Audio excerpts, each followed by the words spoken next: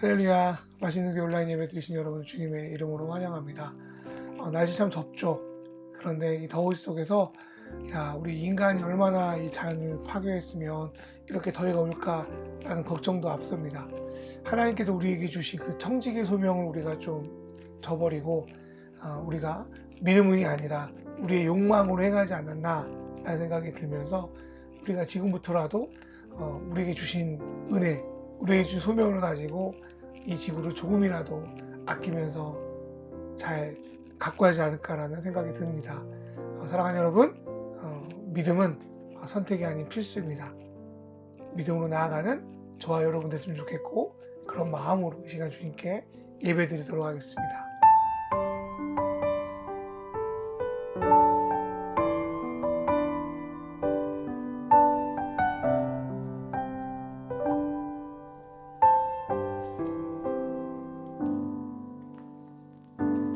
나의 기도하는 것보다 더욱 응답하실 하나님,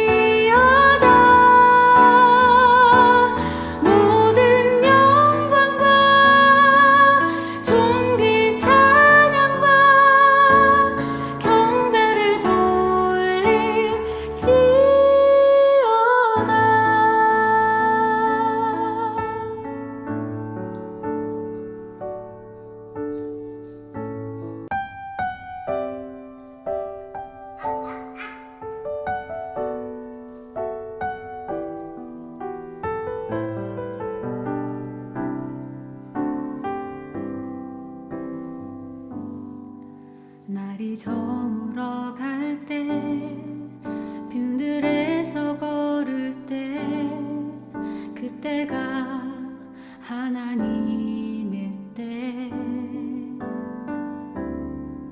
내 힘으로 안 될 때 빈손으로 걸을 때 내가 고백해 여호와 이래 날이 저물어 갈 때 빈들에서 걸을 때 그때가 하나님의 때 내 힘으로 안 될 때 빈손으로 걸을 때 내가 고백해 여호와 이래 주가 일하시네 주가 일하시네 주께 아끼지 않는 자에게 주가 일하시네 주가 일하시네 신뢰하며 걷는 자에게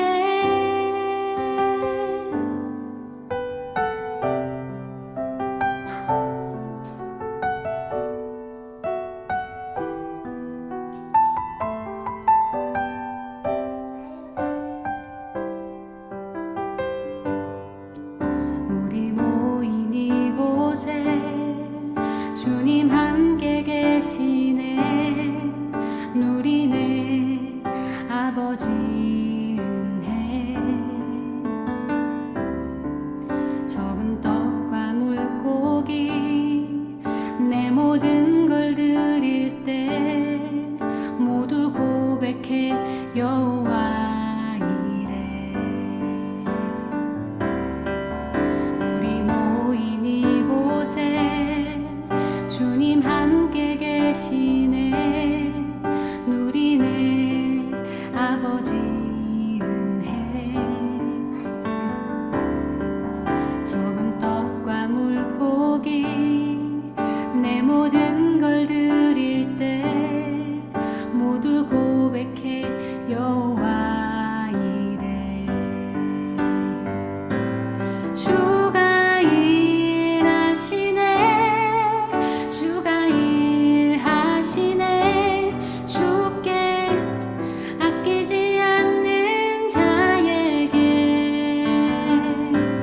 주가 일하시네 주가 일하시네 신뢰하며 걷는 자에게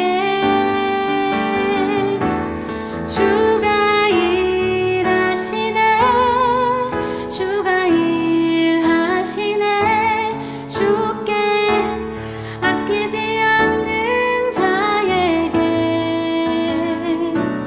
주가 일하시네 주가 일하시네 신뢰하며 걷는 자에게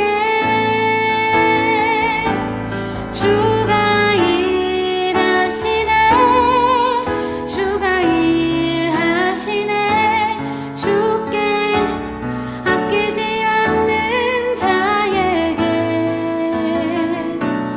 주가 일하시네 주가 일하시네 신뢰하며 걷는 자에게 신뢰하며 걷는 자에게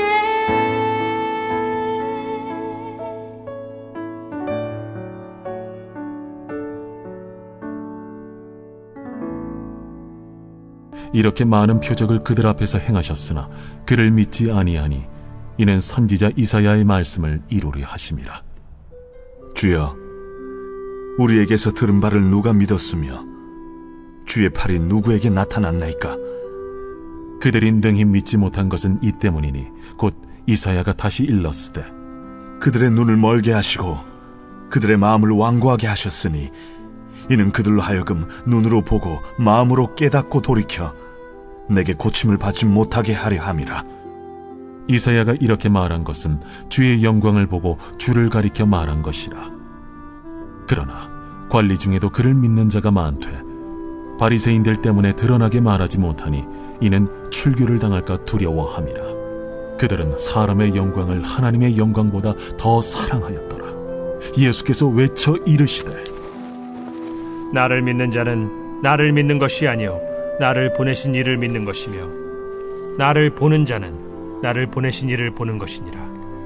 나는 빛으로 세상에 왔나니 무릇 나를 믿는 자로 어둠에 거하지 않게 하려 함이로라. 사람이 내 말을 듣고 지키지 아니할지라도 내가 그를 심판하지 아니하노라. 내가 온 것은 세상을 심판하려 함이 아니요 세상을 구원하려 함이로라. 나를 저버리고 내 말을 받지 아니하는 자를 심판할 리가 있으니 곧 내가 한 그 말이 마지막 날에 그를 심판하리라. 내가 내 자의로 말한 것이 아니요 나를 보내신 아버지께서 내가 말할 것과 이룰 것을 친히 명령하여 주셨으니 나는 그의 명령이 영생인 줄 아노라. 그러므로 내가 이르는 것은 내 아버지께서 내게 말씀하신 그대로니라. 성경에 보면 예수님은 공생 기간에 수많은 표적을 행하셨습니다. 복음서에 기록된 것 이외에도 미처 기록되지 못한 다른 표적들도 많았을 거라고 생각이 듭니다. 그런데 표적을 병을 쫓아내거나 무리를 걷는 것과 같은 초자연적인 현상으로만 해석해서는 안 됩니다. 표적은 예수님이 하나님의 아들 메시아로 증언되는 모든 것을 말합니다. 그러기 위해서는 예수님의 말씀뿐 아니라 그분이 삶 속에서 보이신 행동, 그리고 그분이 하나님의 아들임을 증명하는 능력까지를 포함하는 것이 바로 표적입니다. 또한 예수님이 보이신 표적은 풀기 어려운 무슨 수수께끼 같은 것이 아니었습니다. 예수님 분명하게 자신이 하나님의 아들인 것과 오로지 자신을 통하여 아버지께로 나아갈 수 있다는 것을 분명히 보여주셨습니다. 그리고 그것을 믿을 수 있도록 여러 가지 이적들도 행하셨습니다. 문제는 이 수많은 표적을 보았음에도 불구하고 예수님을 믿지 않는 이상한 일이 벌어진다는 거예요. 예수님이 보기에도 이게 이상했던지 선지자 이사야의 글을 인용하여 이 현상을 설명하려고 하십니다. 하나님이 그 아들 예수를 이 땅에 보내셔서 하나님의 말씀을 전하고 예수님을 통하여 자신의 능력을 보이셨습니다. 그런데 이렇게 명백하게 보여주셨음에도 불구하고 이들이 믿지 못한 이유가 무엇입니까? 이 질문에 대해서 이사야는 하나님께서 이들의 눈을 멀게 하고 마음을 무디게 하여 결국 하나님께로 돌아와 고침받지 못하게 했다, 이렇게 답변합니다. 이러한 예수님의 답변은 우리가 읽었던 요한복음뿐 아니라 다른 복음서에서도 계속적으로 언급됩니다. 이사야의 말씀을 예수님이 인용하면서 말씀을 들어도 깨닫지 못하는 이유에 대해서 예수님은 여러 군데 말씀을 하셨습니다. 그런데 이 말씀을 그대로 보면 참 이해가 안 돼요. 하나님이 모든 이들을 구원하시려고 그 아들 예수를 보내셔서 그렇게 수고스럽게도 구원의 복음을 전하시는데, 어떤 이들은 말씀을 좀 듣게 하지만 어떤 이들은 일부러 눈과 마음을 둔하게 하여 믿지 못하게 한다면, 그렇게 힘들게 하늘을 버리고 이 땅에 내려오신 예수님의 수고를 헛되게 만드는 거 아닙니까? 그리고요, 우리에게 복음을 전하기 위해서 애쓰신 하나님이 일부러 특정인들이 복음을 못 듣게 하기로 결정하고 그 마음을 막 바꾸고 조작한다는 것은 우리가 알고 있는 하나님의 성품과 매우 달라요. 그렇다면 우리는 이 구절을 막 있는 그대로 문자적으로 해석하면 안 된다는 걸 우리는 알 수 있습니다. 그렇다면 하나님이 이들의 눈과 귀를 닫았다는 것을 무엇으로 봐야 될까요? 제가 볼 때는 두 가지 같아요. 이건 첫 번째로 예수님이 보여주신 표적이 믿지 않으면 안 될 정도로 너무 명백했기 때문에 나오는 반어적 표현이라고 생각이 듭니다. 절대로 반박할 수 없는 증거가 나와도 그것을 거부하고 오리발 내미는 사람을 볼 때 여러분 얼마나 깝깝해요. 그럴 때 야, 뭔가 너 머리에 문제가 있어가지고 일을 모르는 거 아니야? 이게 말이 돼? 뭐 이런 표현을 쓰잖아요. 저는 이러한 모습이 오늘 예수님이 하신 말씀과 비슷한 상황이라고 생각이 들어요. 예수님이 이사야의 예언을 인용하면서까지도 전하시고자 하는 내용을 제가 나름 이렇게 실감나게 풀어봤습니다. 이렇게 수많은 표적을 통해서 충분히 알아듣게 해주었는데도 못 알아듣냐? 하나님이 너의 눈과 귀를 막지 않고서 어떻게 이걸 모를 수 있어? 너희 좀 어떻게 좀 된 거 아니야?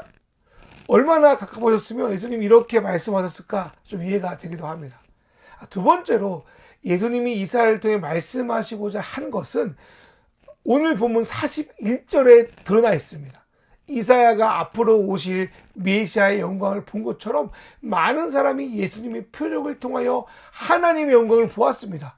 여기서 영광은 예수님이 하나님의 아들 메시아라는 것을 알게 되었다는 사실이죠. 그럼에도 불구하고 이들이 나 예수 믿어, 나 예수를 메시아로 믿어 이렇게 고백하지 못하는 것은 자신들의 유대 공동체 밖으로 쫓겨나지 않을까 하는 두려움 때문이었습니다.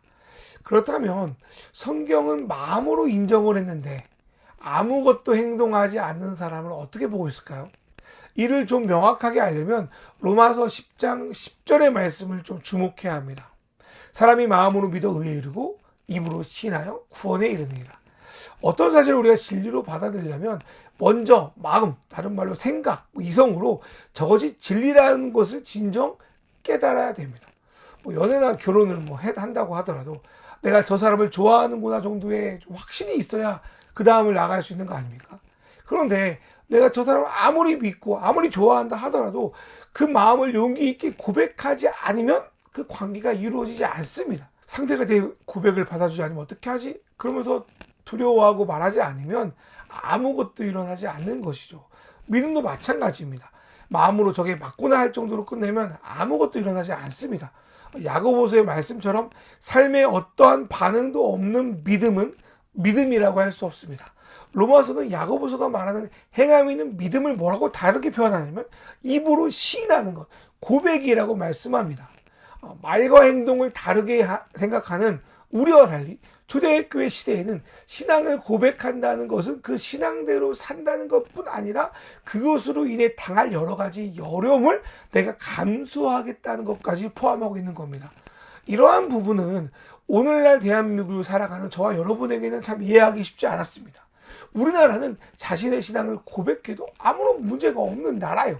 그래서인지 한국의 그리스도인들은 입으로 고백하는 것은 참 쉬워합니다. 쉽다 못해 말은 잘하고 말대로 살지 못한다는 비아냥을 비그리스도인으로부터 듣기도 하죠. 그런데 같은 21세기를 살아도 신앙을 고백하면 불이익을 당하는 나라들도 많습니다. 그 중에 하나가 인도네시아라는 나라입니다. 비록 종교의 자유가 있다고 하더라도 대부분이 모슬림인 이 나라에서 기독교인으로 산다는 것은 매우 버겁고 힘이 듭니다. 그런데 이 나라는 종교를 바꾸면 반드시 국가에 신고를 하죠. 그래서 이 사람을 검색하면 이 사람 종교가 무엇인지를 알 수 있게 만듭니다. 그래서 이들이 기독교로 개종한다는 것은 매우 큰 결단이 필요합니다. 그리고 기독교가 아니라고 숨기면서 막 그렇게 신앙생활을 하지도 않습니다. 본래 자신의 신념이나 신앙을 고백한다는 것은 아무런 의미 없는 공수표를 막 날리는 게 아닙니다. 고백대로 살아가겠다는 강한 의지의 표현인 겁니다. 그러나 오늘날 많은 한국의 그리스도인들은 예수를 믿는다고 말은 쉽게 하지만 실제로 자신의 삶을 드리는 고백은 하지 못합니다. 왜 그럴까요? 당연한 걸 수도 있겠지만 첫 번째 이유로 하나님과 기독교 신앙에 대해서 잘 모르기 때문입니다. 어릴 때부터 모태 신앙으로 자라왔고 타성에 젖은 신앙생활은 기독교의 본질을 모른 채 기독교인이라는 허울을 좀 쓰고 살아왔으니 고백이 삶이 되지 못하는 겁니다. 이것을 제대로 기독교 신앙이 무엇인지를 배우면 되겠죠. 문제는 두 번째입니다. 이들이 알고도 고백하지 못하는 이유는 세상에 대한 두려움 때문입니다. 요한복음 12장 42절의 관리들이 바리새인들 때문에 예수를 주로 고백하지 못한 것처럼 예수의 말씀을 배우고 알았는데 진짜 예수의 말씀으로 살다가는 세상에서 도태되고 망할 것이라는 두려움이 엄습합니다. 그렇기 때문에 뒷걸음치게 만들고 더 나아가서 신앙을 타협하고 견질되게 만듭니다. 그렇게 되면요 맛을 잃은 소금처럼 사람들에게 짓밟히게 됩니다. 우리 결혼하자. 이 고백이 장난이 될 수 없는 것처럼 내가 그리스도인이 되겠다라는 고백은 허투루 할 수 없는 겁니다. 자기 십자가를 지고 나를 따르라 라는 예수의 말씀처럼 큰 대가를 지불해야 할 수 있는 고백이기 때문입니다. 그리스도를 믿는 것은 하나님과 세상 사이에서 양다리를 거칠 수 없는 겁니다. 만약 양다리를 거치려고 하는 사람은 오늘 말씀에서 마음으로 믿지만 실제로 고백하지 않는 사람이고, 우리의 경우에는 교회는 다니고 있지만 그리스도인으로서 삶을 거부하는 자들입니다. 속으로는 이게 맞다고 생각하지만 세상이 두려워 아무것도 하지 않는 사람, 이런 사람들이 어떻게 신앙인이며 믿음의 사람이라고 할 수 있습니까? 결코 그럴 수 없습니다. 그런 자들은 하나님이 어떻게 하실까요? 그래도 마음으로 믿었으니까 봐줄게, 형식적이지만 나를 믿는 대로 고백했으니까 괜찮아, 이렇게 하실까요? 미안하게도 성경에는 그렇지 않습니다. 하나님은 이런 자들을 미지근한 자로 규정하고 이들을 결국 토해내 버리겠다고 하셨습니다. 요한계시록 3장 16절, 이 말씀의 뜻은 무엇입니까? 한번 여러분 토해내면 다시 그거 먹습니까? 그럴 수 없잖아요. 마찬가지로 계속적으로 하나님과 세상 사이에 미지근한 삶을 반복한다면, 지속한다면 하나님이 결국 심판하겠다는 경고의 메시지인 겁니다. 그런데 여러분과 저의 신앙 되돌아보세요. 여러분 뜨거운 신앙입니까? 아니면 냉랭한 신앙입니까? 아니면 미지근한 신앙입니까? 좀 미지근한 신앙에 가깝지 않습니까? 그런데 아직 끝난 게 아닙니다. 기회가 남아 있습니다. 그렇기에 예수님은 마음으로는 좀 믿겠는데 두려워서 좀 걱정돼서 제대로 고백하지 않는 이 사람을 향해서 큰 소리로 외치십니다. 이 외침은 그 당시 사람들뿐 아니라 저와 여러분을 향한 예수님의 강력한 호소이자 메시지입니다. 그러면 예수님은 무슨 말씀을 우리에게 도전하고 계십니까? 요약하면 예수 그리스도를 하나님으로 진짜 받아들여라, 진짜 믿어라, 그래서 고백해라, 그렇게 고백해라, 그렇게 도전하고 계십니다. 예수님을 진짜 하나님으로 믿으면 어떤 일이 일어날까요? 머뭇머뭇 미지근? 절대 그럴 수 없겠죠. 마음으로 생각하고 아무것도 안 할 수 있을까요? 절대 그럴 수 없습니다. 진짜 믿지 않으니까 머뭇거리고 타협하는 거예요. 계속 그렇게 살다가는 비록 사람들에게는 좀 인정받을 수 있어요. 세상에서 조금 편하게 살 수 있어요. 그러나 나중에 닥칠, 주님 오실 때 닥칠 무서운 하나님의 분노와 심판, 그거는 절대 피할 수 없을 겁니다. 그러나 아직은 어둠에서 나와 빛으로 들어갈 시간이 있습니다. 아직은 심판의 때가 아니라 구원의 때입니다. 주님의 진정한 목적은 우리에게 벌 주려는 것이 아니라 돌이킬 수 없는 그날이 오기 전에 우리를 구원하시는 겁니다. 그러기 위해서 십자가에 예수님 달려서 모든 것을 희생하셨습니다. 그렇다면 우리는 지금 어떻게 해야 됩니까? 예수님의 말씀을 받아 진정한 고백의 삶의 행동으로 우리를 돌이켜야 합니다. 예수님은 자신이 전한 말씀에 영생이 있다고 말씀합니다. 왜냐하면 그 안에 하나님의 말씀, 하나님의 선포와 명령이 있기 때문입니다. 사랑하는 여러분, 명령은요, 여러분 듣기 좋으라고 하는 말이 아니잖아요. 말씀은요, 오늘 말씀 좋아, 눈물 나, 재밌어, 이러려고 주는 게 아니잖아요. 말씀은 순종하라고 주시는 겁니다. 그렇게 예수를 믿고 따르는 삶은 선택이 아니라 필수입니다. 심판의 때가 지금 이르지 않았지만 주님의 날이 되면 우리는 주님 앞에 서게 될 겁니다. 그래서 우리의 삶을 평가받을 겁니다. 물론 주변의 여러 가지 상황을 보면 참으로 절망스럽습니다. 우리의 상황을 보면 참으로 부끄럽습니다. 그러나 아직 우리 안에 주님의 빛이 남아 있습니다. 그리고 하나님은 오늘도 말씀을 통하여 우리에게 빛으로 오라고 권면하고 있습니다. 그러니까 아직 빛이 우리 안에 거할 때, 아직 주님이 우리에게 말씀하실 때 그 빛을 받아들여 그냥 머리로만 믿고 끝나는 그런 삶이 아니라 내가 그리스도로 살겠다고 진정한 고백을 드리고 그렇게 살아가는 방향으로 우리의 삶을 전환시켜야 될 줄 믿습니다. 그게 바로 하나님께 영광을 돌리는 삶입니다. 그렇게 하나님 아버지가 그렇게 믿고 따르는 우리를 기억하실 것을, 또 반드시 갚아주실 것을 믿으며 오늘도 빛이신 예수님 가운데 들어와서 그분을 묵상하며 세상이 아닌 성령으로 믿고 나아가는, 그렇게 살아가는 저와 여러분 되기를 주님의 이름으로 축원합니다. 이 시간 기도하겠습니다. 형식적인 신앙, 말뿐인 신앙이 아니라 주님을 진정 하나님으로 고백하고 그리스도인답게 살아갈 수 있도록 인도하여 주소서. 세상의 두려움보다 큰 하나님의 영광을 바라보게 하셔서 주님의 말씀에 순종하게 하소서. 우리를 넘어뜨리러 가는 유혹과 시험이 있습니다. 우리에게 피할 길을 열어주셔서 빛 가운데로 걸어가는 삶을 살아가게 하소서. 이 시간 통성으로 기도하겠습니다. 주여, 내 아버지.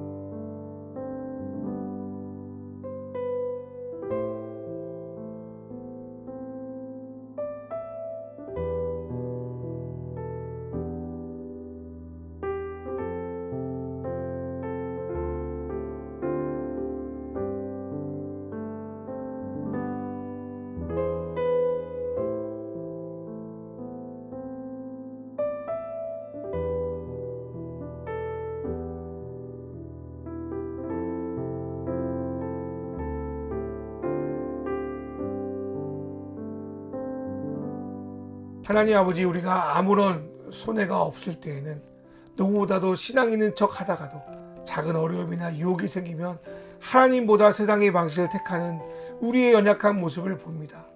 마음으로는 이게 맞다고 생각하지만 손해볼까 무서워 꺼내놓지 못하는 우리의 비겁함을 용서하여 주소서. 하나님 아버지, 미지근한 신앙을 토해놓는다고 하셨는데 어쩌면 지금 나의 신앙이 미지근한 것이 아닐까 두렵습니다. 주님, 내 삶을 주님을 위한 삶, 주님의 짐을 지는 삶으로 뜨겁게 변화시켜 주시옵소서. 그렇게 살기 위해서는 무엇보다도 세상을 바라보는 우리의 눈이 변화되어야 합니다. 세상의 물질이나 현실에 주눅들지 않고 보이지 않지만 세상보다 크신 하나님의 영광을 영적으로 바라보며 오늘 나의 삶이 영생이신 하나님을 더 깊게 알아가는 삶을 살아갈 수 있도록 인도하여 주십시오. 오늘도 주님께 예물을 드립니다. 세상은 돈과 물질이 주인인 것처럼 푸지만 그럼에도 만물의 주관자이신 하나님께 드리는 이 귀한 예물을 받아주시고 드리는 손길마다 가문 속에 기름이 떨어지지 않는 믿음의 가정처럼 이 흉년의 때를 잘 이기고 때에 따라 주시는 하나님의 도움을 누리게 하여 주시옵소서. 이 모든 말씀 우리 주 예수 그리스도의 이름으로 기도드립니다.